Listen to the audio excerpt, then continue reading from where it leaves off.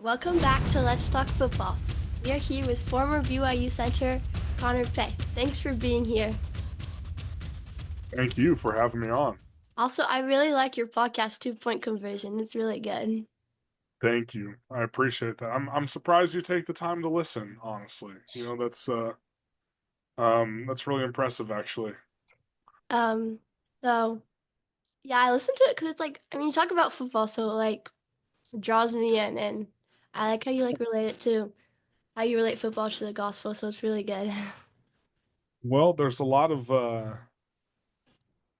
weird comparisons you can draw between football and the gospel, really sports in general. Yeah, I mean, I think that's one of my favorite things about the gospel is there's really nothing in life you can't tie it to in some way. It's pretty cool. yeah. Okay, so my first question for you is what inspired you to play football? Ooh, what inspired me to play football? I think that probably would have had to be my dad. So my dad played offensive line as well. He played center at BYU, and then he played in the NFL for a few years for the Cardinals, the Chiefs, and the 49ers. And so I don't know. My uncle played football at BYU too, and so I don't know. Kind of just something my family did, And so once I finally got old enough, I was like, okay, I think I'm ready to start playing football. But it definitely wasn't my first sport. It was actually the last sport that I started playing. But once I got old enough to start playing tackle football, and my dad didn't want me to play tackle football till high school, actually, just because of you're hitting your head so much. And but I was able to talk him down to about fifth and sixth grade. I finally let him or I finally convinced him to let me start playing football. And then once I played it for the first time, I fell in love with it. Mhm. So who was a mentor for you growing up? Hmm. I would say a mentor for me growing up, and I'll say outside of my parents, all right, because that one's pretty obvious. My parents have probably been my greatest mentors in my life, but um, I've had a few really good ones, that I'm really fortunate to have had kind of be in my circle. I had a young men's advisor named Chip Taylor who was a huge influence on me growing up. Um, kind of, he was kind of the one that helped reactivate me into the gospel when I was a teenager. Uh, and he's always been somebody that I've looked up to and has mentored me. And there's a lot of them. I could list a lot of people, but he's the first one that comes to mind. I definitely have had a lot of mentors, like my dad, because he's an author and a podcaster, so I kind of followed after him and Yeah. did one of my own podcasts. Yeah, I know. I've been listening to it. It's really good. Thank you. So, what is the most memorable moment of your college football career? People have been asking me this a lot now that it's over. Um, I don't know. There's a couple that always seem to be the ones that come to mind when people ask me that. I'd have to say that final run play against the University of Utah in 2021 when we beat them finally and ended the losing streak, and that was my second start of my career. So I was just a redshirt freshman, and that was my second game ever starting, and so that was obviously a huge one. And when we got the ball on that final drive, and we knew we just needed to get one first down to win, we knew we were going to call 3 run plays.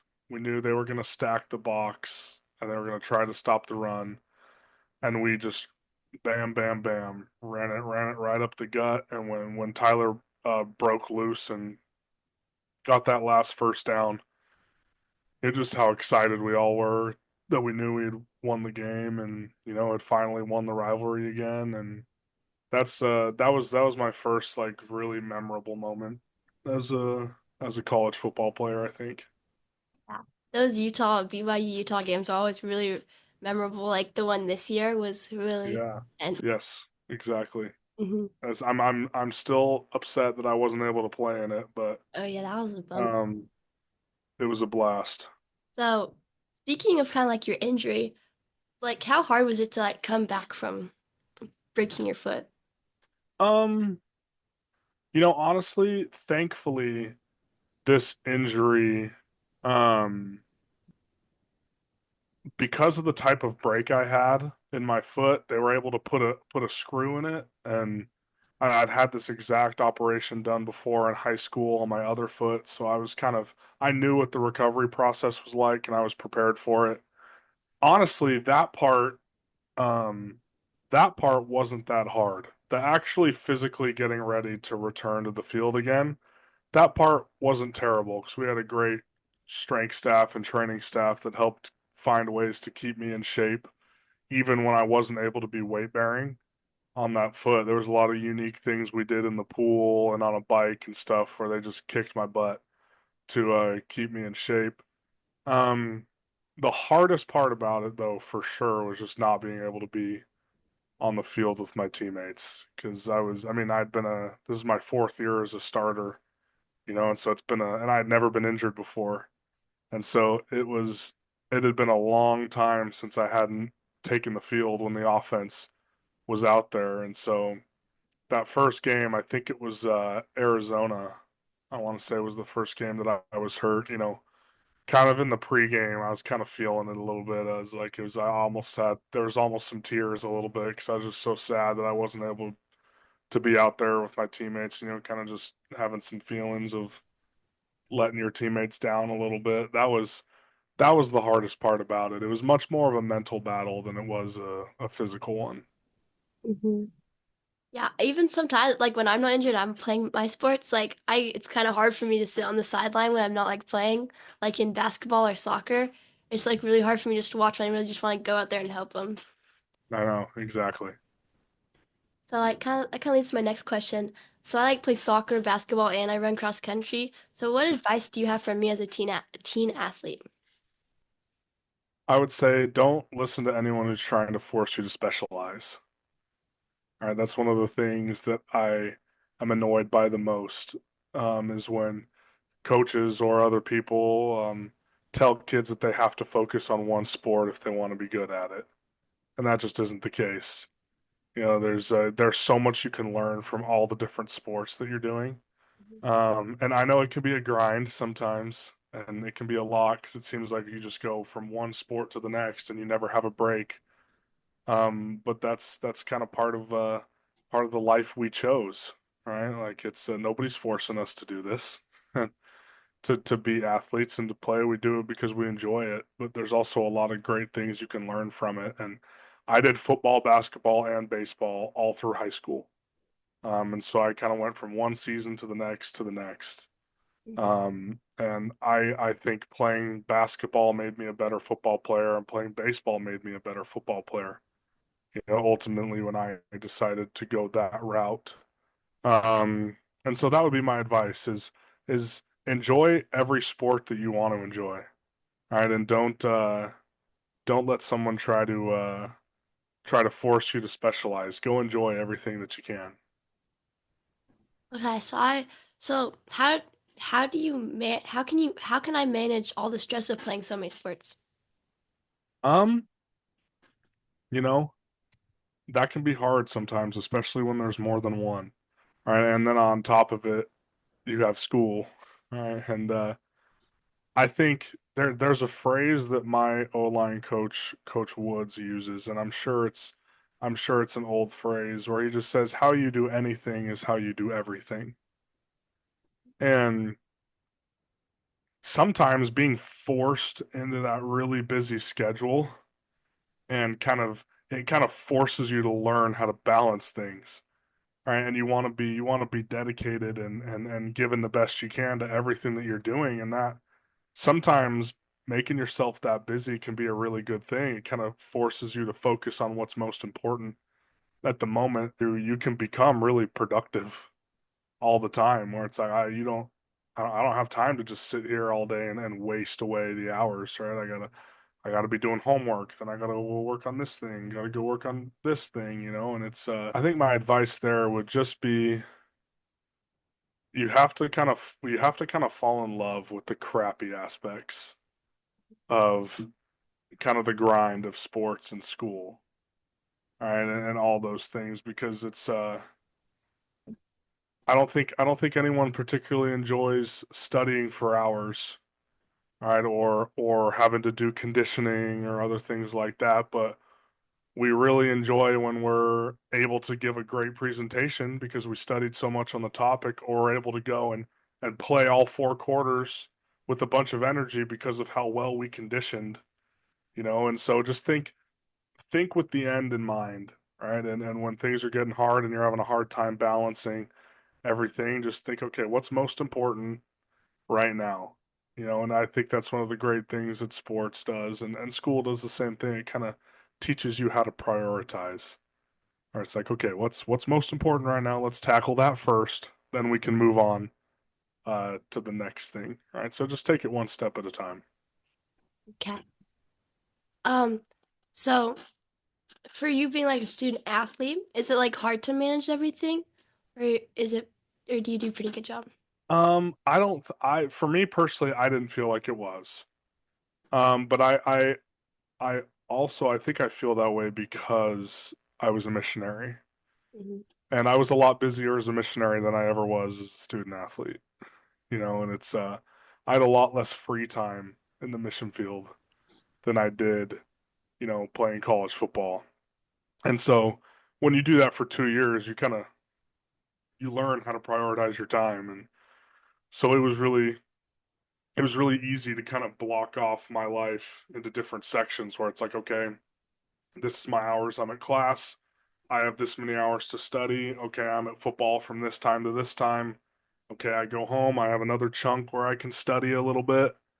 And then maybe I need to do some extra film work. Here, I'm going to block that off for this hour. And it's like, I felt like I was able to get everything I needed to get done and still have a little bit of free time, you know, to spend with friends or, you know, do the things that I enjoyed. And the more I did it, the better I got at it, you know. And so it's, now it's like I was able to, you know, manage the workload and kind of get ahead in some classes or do some things like that. And, you know, so for me personally, I didn't think it was that challenging. And BYU gives us a lot of really great resources to kind of help with time management and help you with the workload. So, Okay, that's good.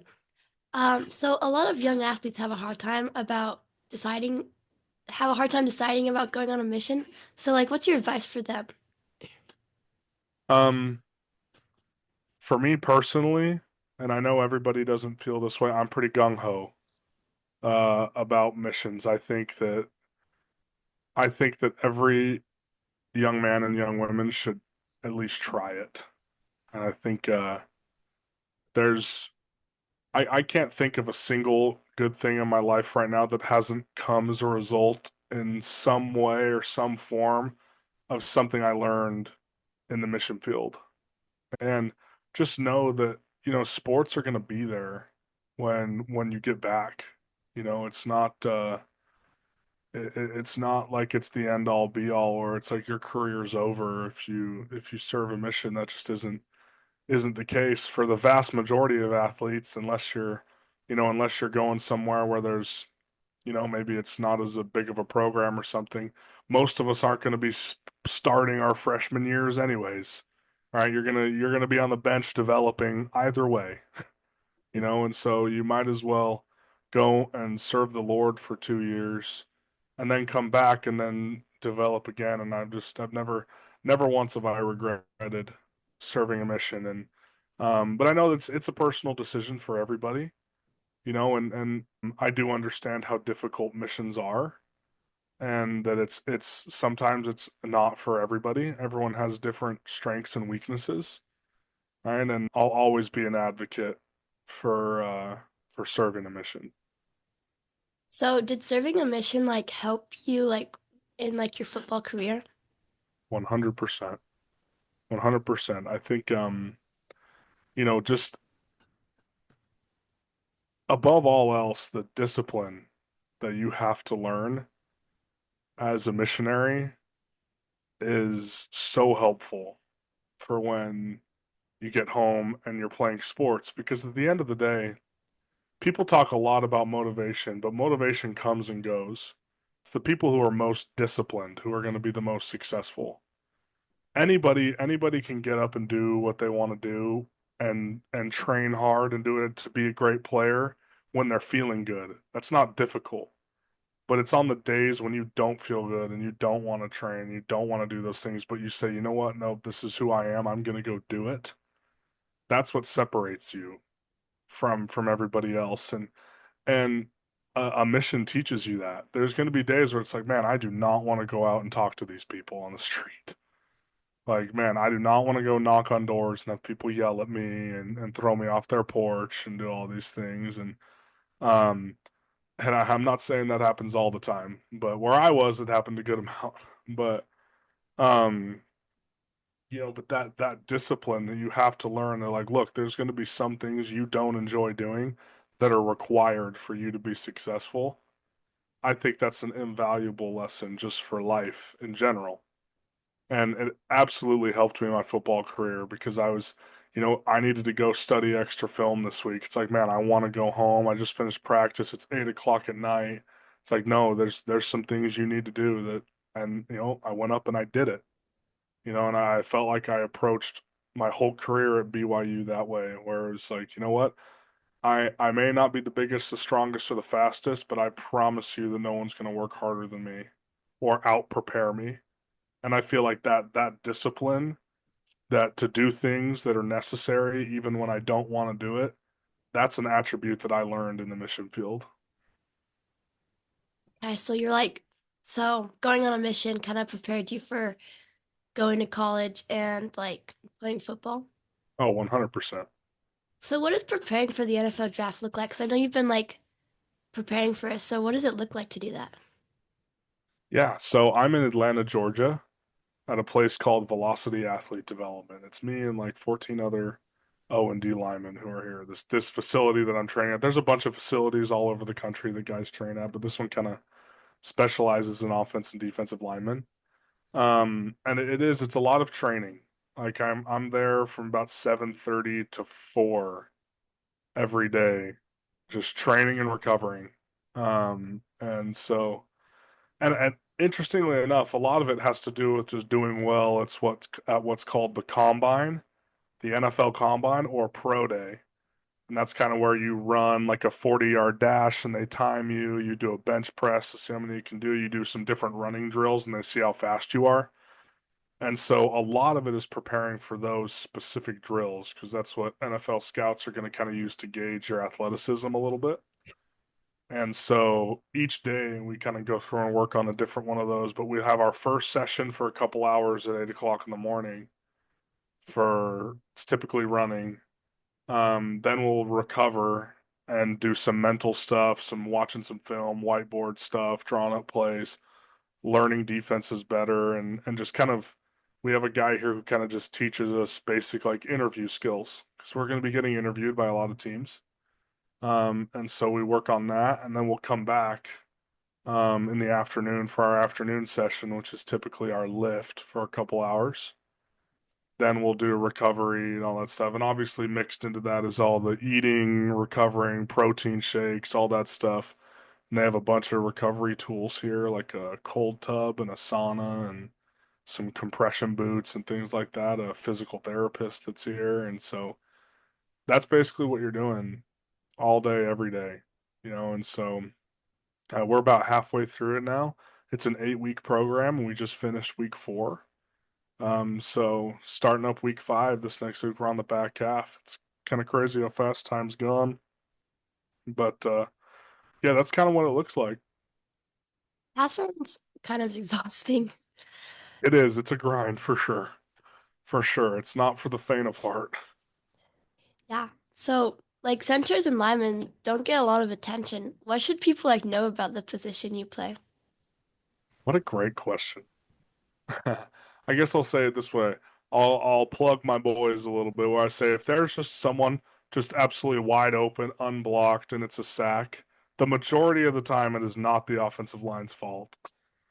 I'll put it that way. Everyone likes to blame the O line, but no, I'm just kidding. There are other things. I would say that it would be cool if people understood how unnatural of a position it is, where we're always facing away from the ball. We never necessarily know what's going on behind us. Anything could be happening, and it's a lot of trust.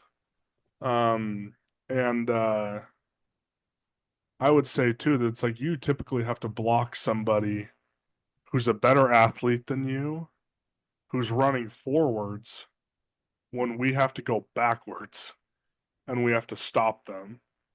It's a pretty challenging and pretty unique position. I don't think there's anything else like it in sports. And you know, kind of everyone else on the field is really they can make plays as an individual. Um, the offensive line, if the five of you aren't working together, if even one of you is a little bit off, the play won't work. And so I think it's a rare combination of trust and unity between five individual players that have to operate as one. And that can be pretty challenging to do, and it takes a lot of reps to get good at it. Yeah. Um, but and I think for my own position at center that the center has to make reads just like the quarterback does. And our responsibilities are a little different in the sense that, I'm usually reading defenses to make the correct IDs, is what they're called, and pointing at the right linebackers, and the quarterback's making reads to know whether to give the ball or where to throw it and things like that. But that the center has a lot of read responsibilities too, just like the quarterback does. You kind of have to work in unison a little bit, which is, pretty fun. That sounds hard, but like, because I never thought of it that way. And would you say that your position is like underestimated, kind of, and that you do a lot more work than people say you do? I would say overall, yes. But I think more and more people is like kind of the rise of offensive line training and more offensive linemen talking about the position in the NFL and things like that. And so I would say it's become more it's more well known than it's ever been. Mhm. So it's moving in the right direction, but I do think there's a lot of things that if you haven't played it at a high level, that you just don't know, or that you just don't think about. It's not anyone's fault really. You just don't really think about it because we're not necessarily the ones making plays.